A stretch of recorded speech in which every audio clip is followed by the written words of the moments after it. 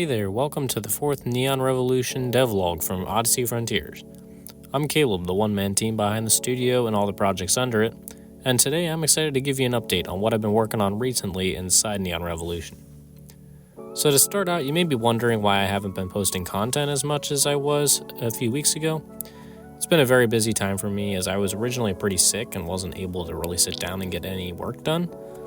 Right after I got over that, I then went on a week-and-a-half long vacation, which was very nice and refreshing, though it pulled me away from game development for a pretty long time when you add it all together. I know that all sounds like doom and gloom, but the good news is that I'm feeling better and I've continued working on Neon Revolution and bringing my new ideas for levels to life. In my last devlog, I went over how to design levels and what my level designs look like for some of my previous levels, and how I created a rough plan for the rest of my game. I've realized the importance of planning and how it makes the development process much easier. If I only have to take what's on paper and make it an actual thing in the game, it's much easier than coming up with everything on the fly. From the rough plan for the rest of the levels in the game and how they will lead to each other, I've designed 4 new levels from the ground up. First off, I designed level 6. This is the first level in a new area that you beat after the first boss. This level is designed to be similar to the first tutorial level in that it teaches you new fun skills. I branched out from the original jump, slide, and dash to add wall running, swinging, grappling, double jumping, and climbing. These are super fun abilities that I'm super excited to implement into the game, and I'm hoping that I'll be able to make them prominent enough to get you to enjoy them too. I use level 6 as a way to introduce the player to these new abilities without being overwhelming. In the levels after this, I will test the abilities one by one for the player, having a focus for most levels on a certain ability. I'll admit that with so many abilities now, it is difficult to give each one an equal amount of time. For example, you'll definitely be doing a lot more jumping than climbing in the game. So far, I've been using mechanisms and obstacles specifically designed for each new ability, such as a swinging point or a grapple hook target. The downside to these is that the player can't use these abilities in other random spots to add more of a puzzle solving and exploration aspect. I did this to make the path forward more clear and less overwhelming by adding too many options. I'm interested in hearing your thoughts on if you would prefer something like this or something else in the comments below. So back to my new levels I've been making. Level 6 marks the start of World 2, which is an area of power generators and big industrial machines designed around a power plant. This world connects the first world to the final world, the city.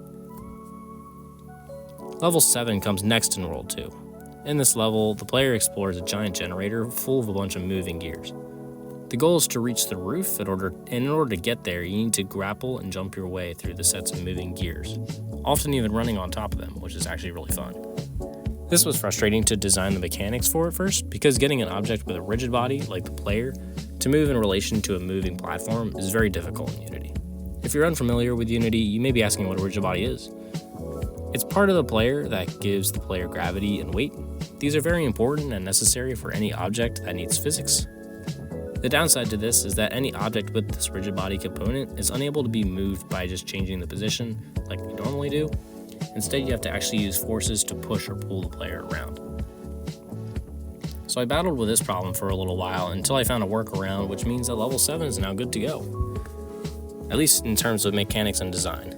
I've been working at mainly the mechanics and design for each level and getting the base of it ready to go so that it's fully functional. And I'm going to be working on art and music and sound effects a little later. Level 8 was a fun one to make. I wanted to add a new movement device like a car or something to get around with, without making a whole new set of mechanics that can be confusing. What I ended up doing is making a pretty simple car that you can just move around, move forward, turn, and go backwards, that you can get in and out of to travel over very long distances across the terrain in the level. The goal of the level is to activate all 4 towers that are spread out throughout the very large terrain.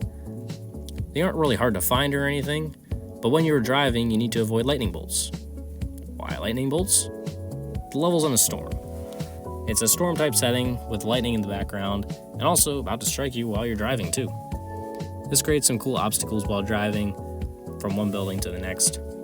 Speaking of the buildings, they each have their own unique way of letting you get to the top to activate the building to complete the level. It creates a unique blend of going from being the player to going into the car and driving the car as well. And that was what I spent a lot of my time on recently.